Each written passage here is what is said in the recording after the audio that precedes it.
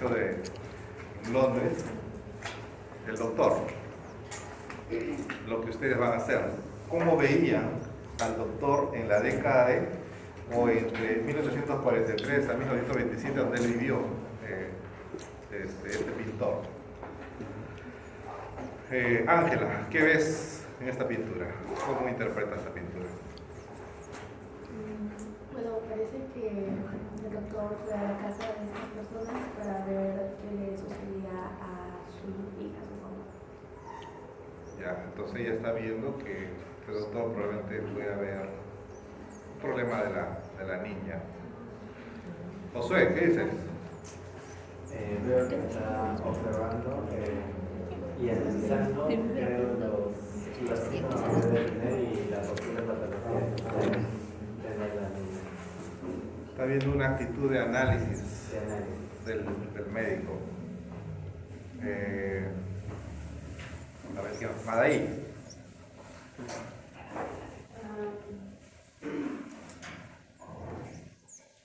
Realmente puede que estuviera viendo las reacciones que tiene la niña por usar un fármaco o a la misma enfermedad. ¿Por qué dices fármaco? Como es pequeña, se le ha hecho pruebas análisis de fármacos. ¿Pero eso te estás imaginando o estás viendo en el cuadro? Estoy imaginando, respecto a los todo porque después está mirando, que está mirando a la niña, pero está viendo algunas reacciones o está viendo lo que presenta la niña respecto a la enfermedad o a lo que Shirley. Pues yo veo tristeza. ¿Ah? Tristeza. Ve tristeza. ¿Ya? ¿De quién? Del doctor. O de este señor. Ah, no quiero. Ni siquiera la había visto, ¿no? ¿Ah? Diana.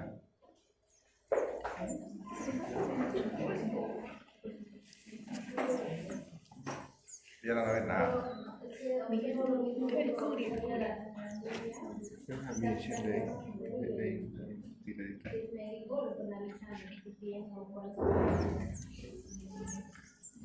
¿Ya? Entonces nosotros tenemos diferentes, tal vez, apreciaciones de este óleo.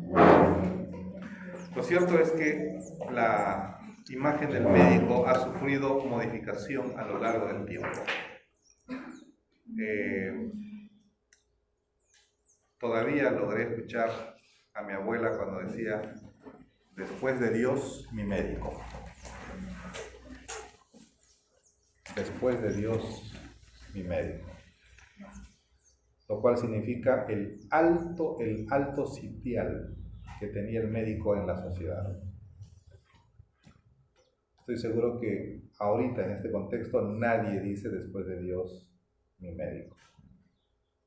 Y eso pasa porque los médicos hemos tal vez contribuido a perder esta prestancia, esta imagen en la sociedad. Una sociedad que ahora tal vez es mucho más contestataria que antes y que analiza tal vez más que antes y que tiene mayor información que el médico. No sería raro muchas veces que ustedes... ¿Dónde otra? ¿Esa acá? Sí, está aquí. Ah, ya, porque me había dicho la 215. Sí, acá estamos. Ya, Después de Dios, mi médico. ¿Qué observamos en este cuadro? Miren, como uno de ustedes decía, ¿no? Un médico en actitud pensante, analizando, tal vez frustrado, tal vez esperando ver una reacción, tal vez viendo la respuesta de esta niña débilmente iluminada por esta lámpara que dirige, ¿no? Que dirige sus luces directamente hacia el rostro. Se refleja una leve palidez en el rostro de la niña, y se ve que es un hogar un tanto pobre, porque, miren, ha sido acomodada entre dos sillas, ¿no? Entre dos sillas. Quizás se hicieron algunos procedimientos, vemos algunos aditamentos típicos quizás se utilizó como agua para poder bajar la fiebre, mezclada con algún paño, o tal vez le dio algún, como decía Madei, algún brebaje, porque vemos a medio, ¿no? Este brebaje a medio volumen, y vemos la tristeza propia del familiar, del padre, que como decía, quien hablaba, que no había visto, pero vio tristeza, ¿no? Dije, qué bueno que vio algo que no lo había visto el familiar, pero vemos que hay una connotación de este tipo. Pero quizás a mí lo que me llama la atención es que si está en un momento de la noche, eso es lo que hacía el médico de antes. Por eso se decía médico de cabecera. Y el médico de cabecera es porque estaba y se pasaba la noche en la cabecera del paciente. Y porque agarraba su silla y empezaba a escribir y anotar, a ver, 8 y 10, paciente se queja, 8 y 25, pide agua, hacía una narración de todo cuanto ocurría, por eso se llama historia clínica. Era la medicina de antes, una medicina comprometida con su paciente. Es una medicina que tal vez añoramos ahora es una medicina que ahora es virtual. En pandemia nos han enseñado que la medicina se puede hacer virtual. Abre la boca. Ah, sí, está enfermo, se ve que está rojito adentro, ¿no? Los ojos biónicos para ver a través de la pantalla, ¿no? A ver, salte, del otro lado, mirando la pantalla. Ay, sí, es eso. En la medida de lo posible, sé que estamos en nuevos tiempos, nuevos contextos, pero no pierdan, cuando empiecen con sus pacientes, no pierdan la oportunidad de hacer la relación médico-paciente. Una relación médico-paciente que construye. Yo tengo a veces, yo ya no hago ahorita práctica clínica porque estoy dedicado a cuestión académica, pero tengo pacientes que me buscan en la oficina para verlos como médico. Pacientes leales, que no quiero ir a otro médico, quiero que usted me vea. Recuerdo que había una abuelita que decía, doctor, vengo para que me ponga la mano. De la que me ponga la mano. Poner la mano era examinar, ¿no? El solo hecho de ese contacto a veces ya genera algún tipo de efecto placebo o efecto terapéutico. La relación médico-paciente es eso, ¿no? Construir relaciones con el paciente, con el familiar y estar al lado del que realmente necesita de sus conocimientos y sus servicios. Creo que eso es lo que podemos aprender de este cuadro.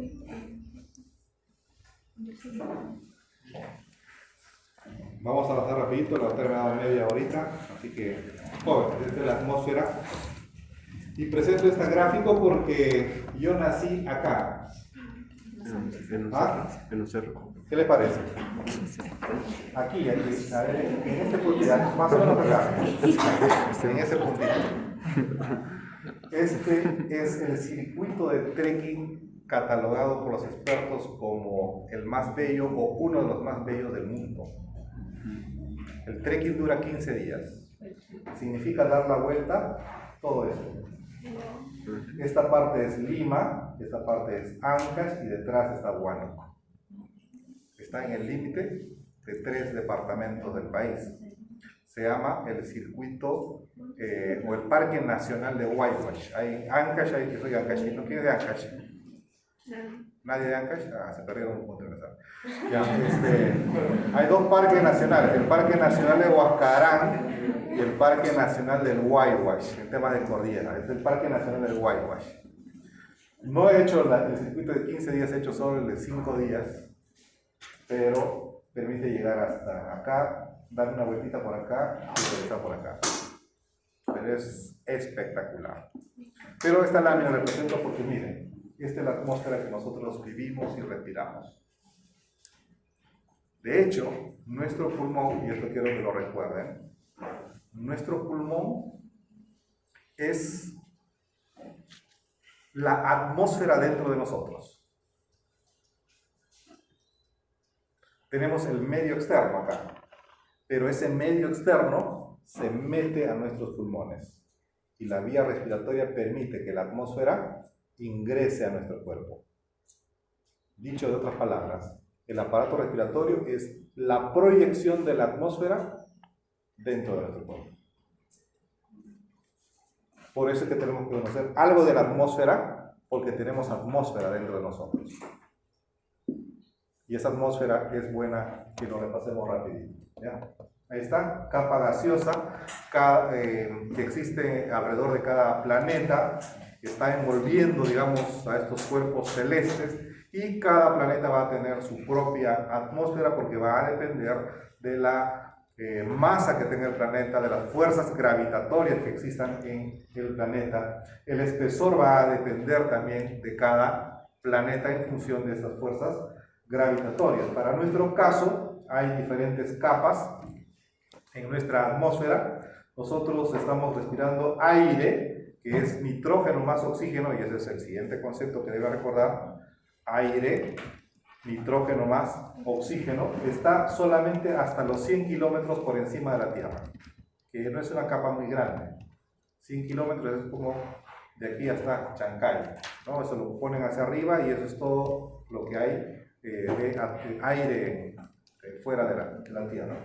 Luego hay oxígeno hasta los 1000 kilómetros, luego solamente helio hasta los 2500 kilómetros, que no es grande tampoco. 2500 será Lima Tumbes, más o menos, que no es gran cosa, ¿no?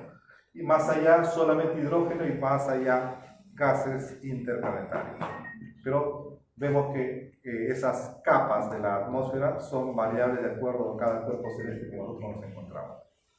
En la atmósfera vamos a encontrar aspectos vinculados nuevamente a constantes físicas: presión, densidad, estructura, composición, humedad. Son aspectos que hay en la parte atmosférica. Cada una de estas necesita tal vez algo de mención. Estamos pasando un poquito rápido para avanzar. Hay en nuestra atmósfera diferentes capas. Nosotros estamos, miren, solamente en la troposfera, hasta los 10-12 kilómetros por encima de la Tierra. Más allá, si existen otras capas. Nuestra vida es acá. Ni siquiera acá. El monte Everest 8.848, pero nadie vive a la altura del monte. Nosotros en el Perú tenemos una población de casi 30% que vive en zonas por encima de los 2.500 metros sobre el nivel del mar. ¿Quién es de Juliaca? Juliaca, 1. ¿Cuántos metros sobre el nivel del mar? 1. ¿Ah? Sí, así es, 3.800 y tanto. ¿Quién es de Cusco? ¿Cuántos metros de Cusco? Un punto menos en el examen, por no saber la altitud de su ciudad natal. A ver, ¿quién es de Cerro de Pasco? Ya nadie sabe, no hay nadie, ya, nadie nació en altura ahorita. ¿Ah? ¿Cuántos metros? 4.000. ¿Pero qué parte es esa? Porque Pasco tiene hasta selva. Cerro de Pasco es otro, Pasco es otro. Es Pasco, así se llama el departamento de Pasco. Por eso, porque Pasco es departamento de hasta selva. Por ejemplo, Zapampa es Pasco, ¿no? Y eso está a 4.500 metros sobre el nivel del mar. Pero Cerro de Pasco, la ciudad sí está sobre los 4.000, ¿no? Muy bien. Huancayo. ¿Quién es de Huancayo? Fernando, tú eres de Huancayo. Que en Brasil no hay altura, es plano. Te subes al 5.º piso y ya estás en altura, te das soroche en Brasil, ¿no? ¿No? A ver, nuestro país sí tiene mucha altitud, ¿ya? Y debemos conocer algo de fisiología de altura también. Por eso hay un capítulo vinculado a fisiología de altura. Y se necesita conocer los cambios respiratorios que ocurren con la altitud. Y aquí está la troposfera, miren. Los aviones tratan de superar la troposfera, miren. ¿Por qué? Porque a esta altura ya no hay resistencia. Todos los fenómenos climatológicos se dan debajo de la troposfera. Aquí hay nubes, hay fenómenos atmosféricos, hay tormentas, hay rayos y truenos, todo en esta parte. Te pasa la troposfera y entonces el avión se va planito, ¿no? Por eso generalmente los problemas ocurren cuando va subiendo y tiene que cruzar una movidita, se ubica y luego va rectito. Y luego cuando empieza a bajar y luego llegas, porque estás cruzando esta troposfera. Y nosotros vivimos aquí, por debajo de los 5000. De hecho, en la ciudad más alta, ¿cuál es? Del mundo. ¿Cuál es la ciudad más alta del mundo?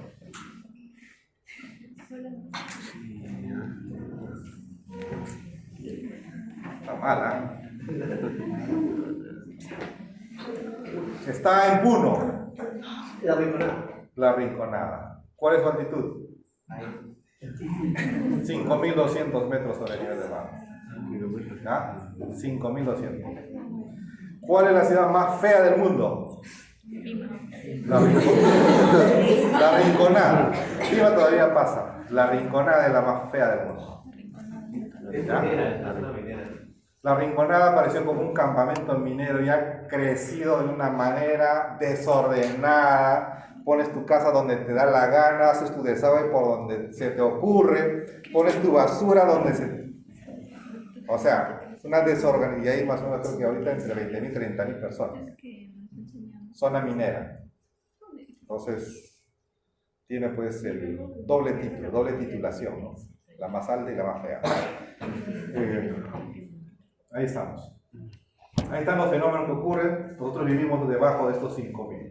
¿Ya? En esta troposfera es donde vamos a encontrar los fenómenos atmosféricos, vientos del viento, la parte del meteorológico, pero también solamente aquí vamos a encontrar aire respirable. De hecho, a la altura del Everest nosotros no estaríamos respirando sin apoyo.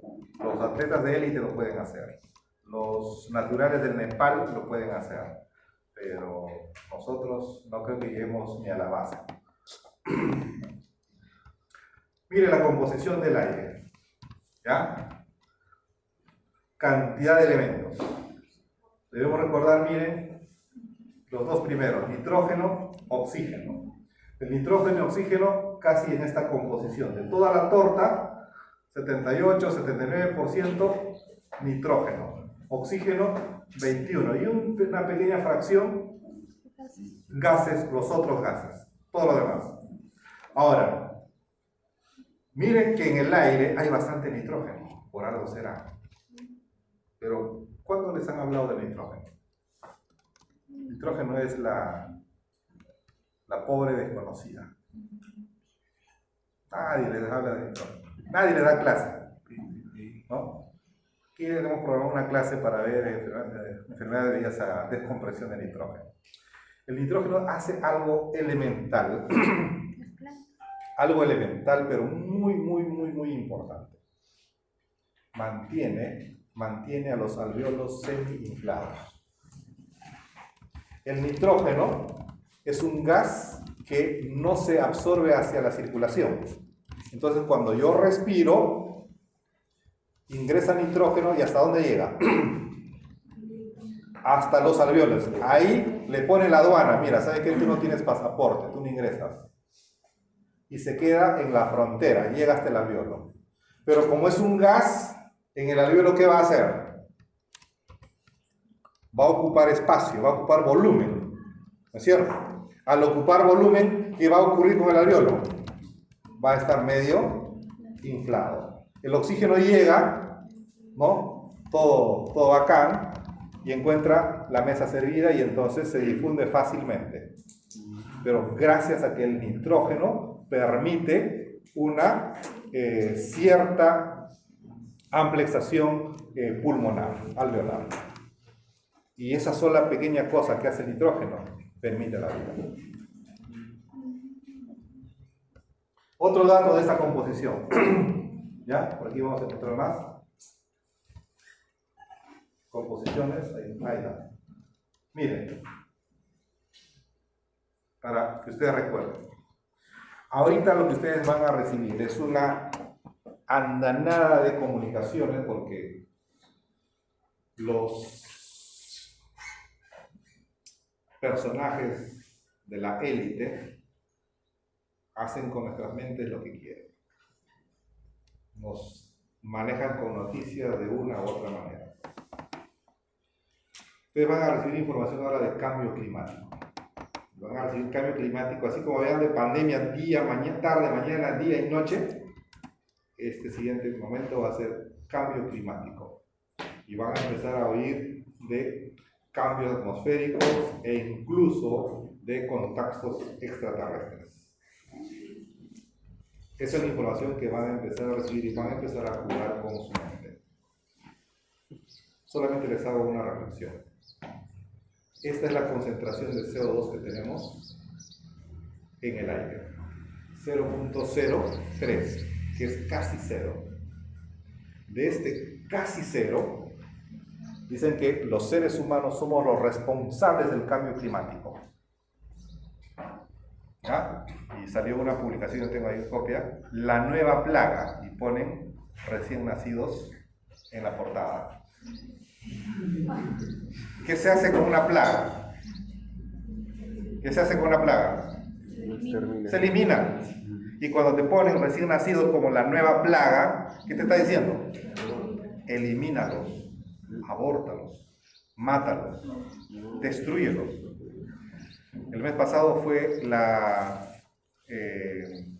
uno de los eventos de música de ópera más famosos del mundo en Austria.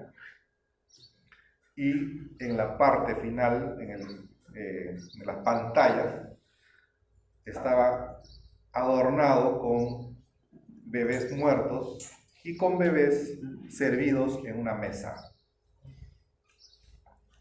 Lo que están haciendo es juego de mentes. Te permite, en otro momento les voy a hablar de la teoría de Overton. Y si pueden empiecen a leer. Overton.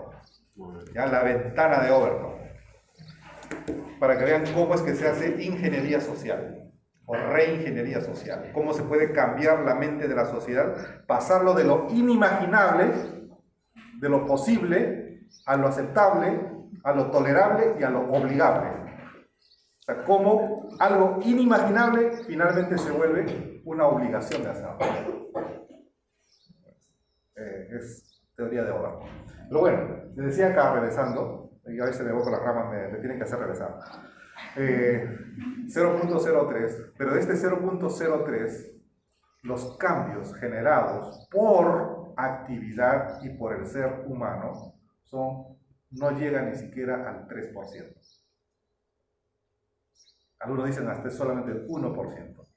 O sea, según estos ideólogos del clima, este 1% es responsable de todo el cambio climático que existe. Yo les pongo aquí para que empiecen a analizar. No acepten fácilmente todo, pongan todo en duda. En la universidad es para eso. Retener lo bueno, dice San Pablo. Analizarlo todo, retener lo bueno. Analicen, piensen, lean, infórmense y tomen decisiones.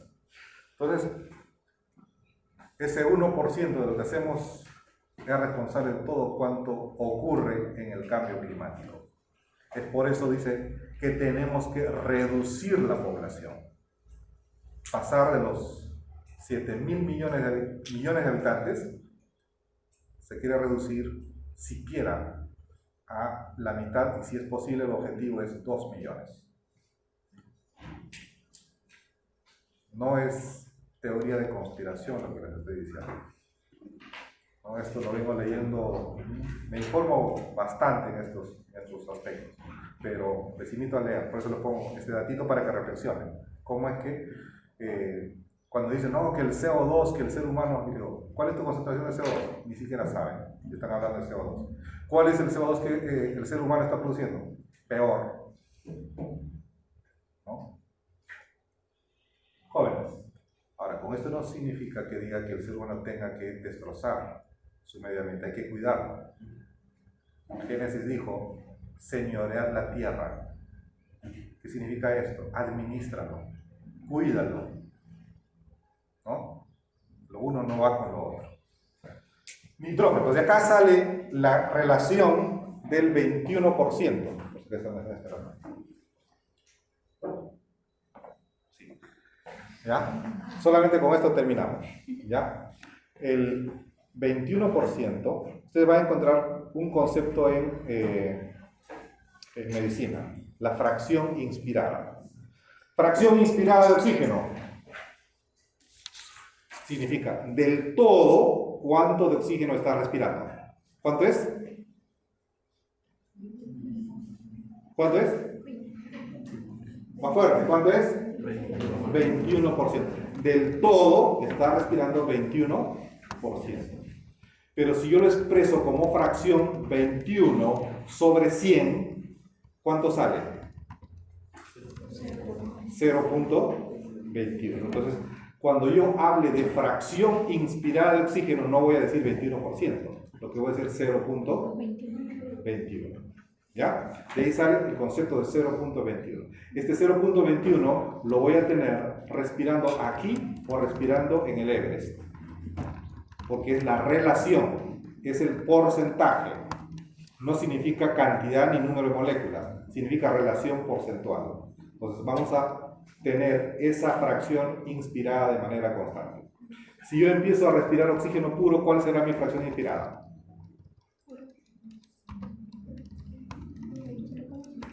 De pronto, ¡pum!, me ponen un tubo y me conectan a oxígeno puro, 100%. ¿Cuál es mi fracción inspirada? ¿Ah? ¿Por qué dudan? 100 entre 100, ¿cuánto es? Ya, no duden. Con 2 neuronas, suficiente. ¿Ya?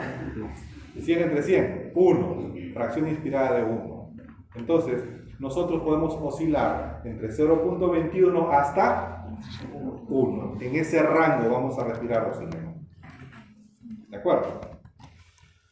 Nos quedamos acá para no hacer esperar a sus... Y luego, ¿cuándo tienen otro día libre? Hora libre. ¿Ah? El sábado en la mañana.